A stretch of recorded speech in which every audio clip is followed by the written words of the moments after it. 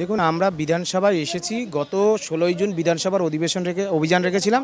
18ই June বিধানসভায় এসেছিলাম। মাননীয় স্পিকার মহোদয় বিমান বন্দ্যোপাধ্যায় এবং সরকার পক্ষের চিফ হুইপ নির্মল ঘোষ মহোদয়ের সাথে আমাদের বৈঠক হয়, যে মাননীয় মুখ্যমন্ত্রীর সাথে বসিয়ে দেবেন, আলোচনা করবেন, বিধানসভায় জরুরি অধিবেশন এনে যোগ্যদের উপযুক্ত তালিকা প্রকাশ করে সকলকে বিদ্যালয়ে চাকরি ফেরাবেন, কিন্তু ফেরাননি।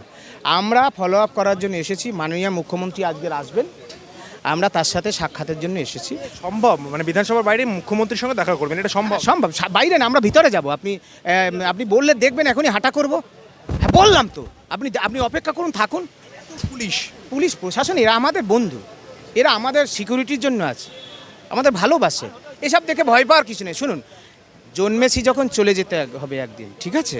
কাজী নজরুল ইসলামের সেই কথাটা ভুলবেন না, যেদিন তুমি এসেছিলে ভবে, সেদিন তুমি শুধু হেসেছিলে, সেদিন তুমি শুধু কেঁদেছিলে, হেসেছিল সবে, এমন জীবন তুমি করিও গঠন, পারিলে মরিলে হাসিবে তুমি, কাঁদিবে ভুবন। আমরা সেই জীবন গঠন করছি। আমরা চোর না, আমরা সাদা খাতা দিইনি, ওটাই আমার শক্তি। ওই সততার যদি শক্তি কিছু থেকে থাকে, মাননীয় মুখ্যমন্ত্রী দেখা করবেনই, আমাদের বিশ্বাস। তিনি আমাদের মুখ্যমন্ত্রী, তাকে চ্যালেঞ্জ করতে আসিনি, আমরা প্রশাসনকে চ্যালেঞ্জ করতে আসিনি। মুখ্যমন্ত্রী আমাদের সাথে বসবেন এই আশা নিয়ে আছি। দেখুন, এই পরীক্ষার কোনো প্রয়োজনীয়তা নেই। যদি যোগ্যদের তালিকা প্রকাশিত হয়, এই পরীক্ষার কোনো প্রয়োজনীয়তাই নেই।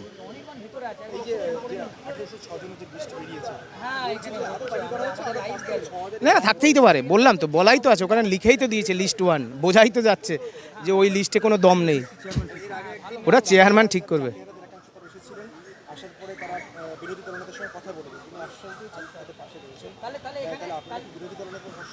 ভরসা রাখছে সব। আমরা বিরোধী দলনেতাও, আমাদের বিরোধী দলনেতা একটা নট এ পলিটিক্যাল পোস্ট, ওকে, এবং honourable chief minister not a political post like that chair.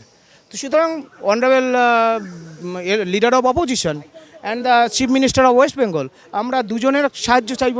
সবাই আসুন, বিধানসভার স্পিকার আসুন, মন্ত্রীরা আসুন, নওশাদ সিদ্দিকী, অন্যান্য সম্মানীয় বিধায়কগণ, মন্ত্রী পরিষদ, সবাই আসুন।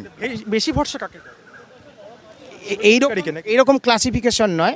মাননীয় শুভেন্দু অধিকারী তিনি যোগ্যদের হয়ে বলেছেন যে যোগ্য তালিকা প্রকাশিত হলে এই পরীক্ষার প্রয়োজনীয়তা নেই, আমরা সাধুবাদ জানাই। কিন্তু সরকারে কে আছে, চেয়ারে কে আছে? মুখ্যমন্ত্রী।